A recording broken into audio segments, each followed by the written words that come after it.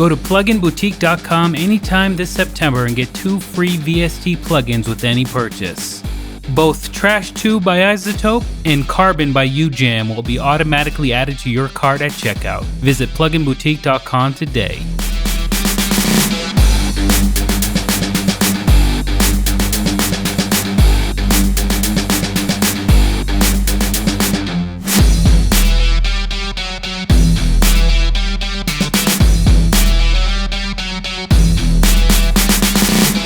Hey, what's up everybody? Joshua Casper back at you with Plugin Boutique, and this is the second video in this series of videos that I'm doing for September's VST plugin giveaway. If you missed that first one, definitely click the link in the video description to check it out. But for the entire month of September, we're not giving you one, but 2 VST plugins free with any purchase from our website.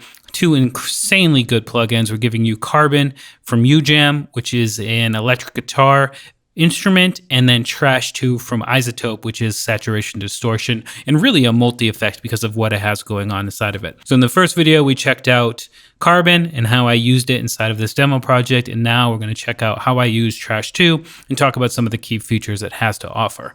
But if you want to check out full giveaway details, click the first link in the video description for that info. So I've got this project here that I made specifically for this giveaway, and I have this right here, which is the exact project, but with all of the instances of trash removed. And I want to let you hear the difference of it. This is the main part of the demo. And this is the same thing, but with all of the different instances of trash removed.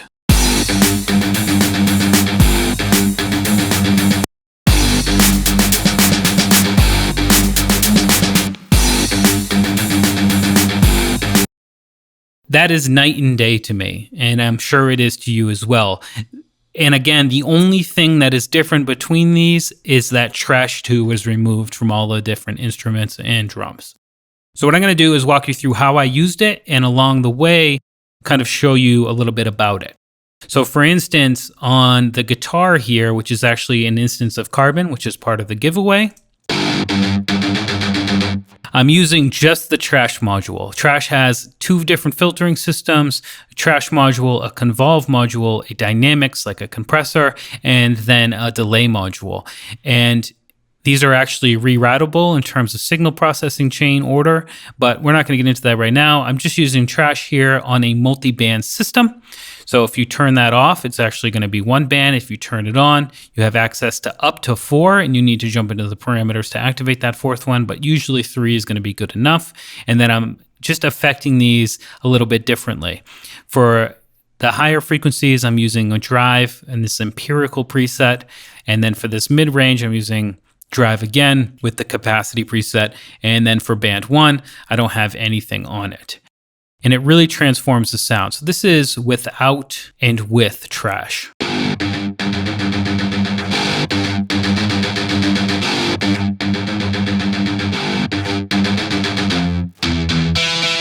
So it's really adding a bunch of higher frequency content, which is kind of the whole idea of saturation and distortion. And it's really doing a great job making it sound bigger, or making that guitar sound bigger, brighter, and more in your face, which was kind of what I was going for with the project. Other than that, I just rolled back on the dry wet just to allow the original through just a little bit more than the wet signal. But overall, it's only doing a little bit, but doing a really good job at it.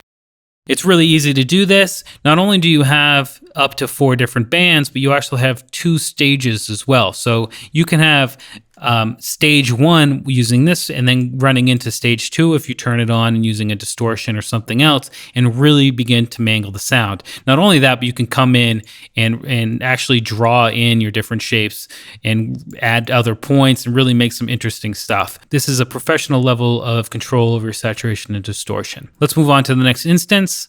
I've got the sub. So make sure you have your good headphones or your monitors on. And this is what the sub sounds like without Trash.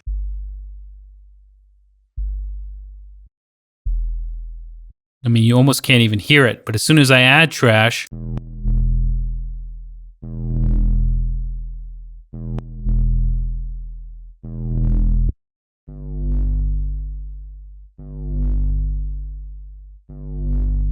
you can really hear it. Now you might have heard some like kind of weird stuff happening here, and that's because I'm actually using the internal sidechain compressor inside of the dynamics here on this sub bass, using the ghost sidechain of the kick. And on the kick during the track, there's actually 2 kicks there, and that's why it kind of sounded like that. However, I just want to show you real quickly, if I come over here, you can see the sidechain happening there.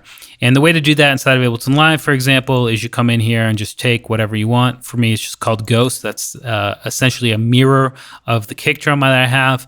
And then you come in here to the dynamic section, you make sure it's on, and then you turn on sidechain, and that kick will be pumped in here and it will trigger the compressor, which I just have really crushing that sub bass to let that kick be in its own space in the mix, and it's really doing a good job. Other than that, I'm using the Convolve engine here with the Hanover bass impulse response, and then I'm using Trash here, 2 different stages on a single band just to really push it and give me that kind of big upper frequency content that makes, again, it makes the bass sound better, and it allows you to hear the bass on your laptop or your phone.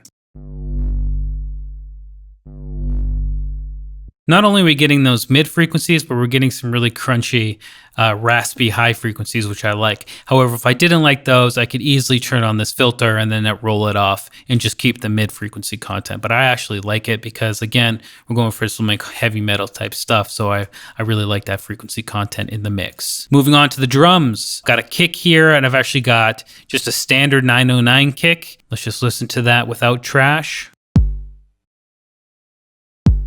Pretty standard stuff. Now with trash, completely transformed. And again, we'll come in here. Now I'm pretty sure that I just used a preset. If I come in here, I think I used Carpet Burn. Yeah, I'm just using the preset. I didn't make that preset, but there are a ton of presets inside of here, and some of them are made specifically for percussion. So that's the one I used and just left it as is, and I think it really transformed it. I did add a attack transient just to kind of add to the punchiness of the kick. Really stands out. Again, helps it in the mix. And then the percussion, and this really transforms the percussion. If I go ahead and open up Trash 2, again, I just used some pretty simple drive here on a single band, and this is it before.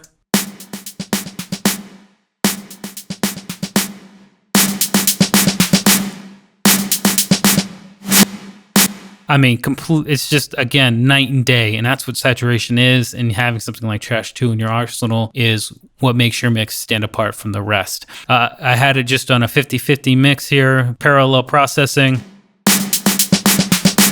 and it completely transformed the sound.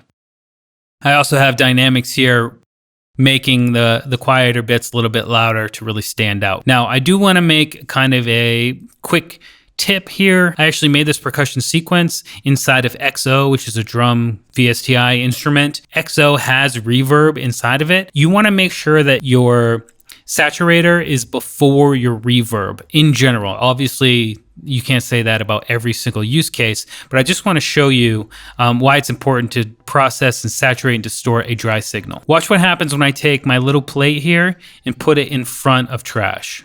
So this is what it is with the routing I have. And if I put little plate there,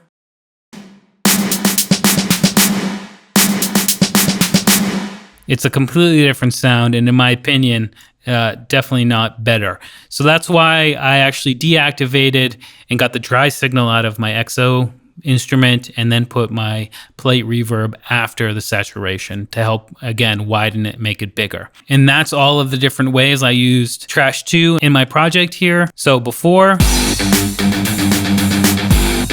and after.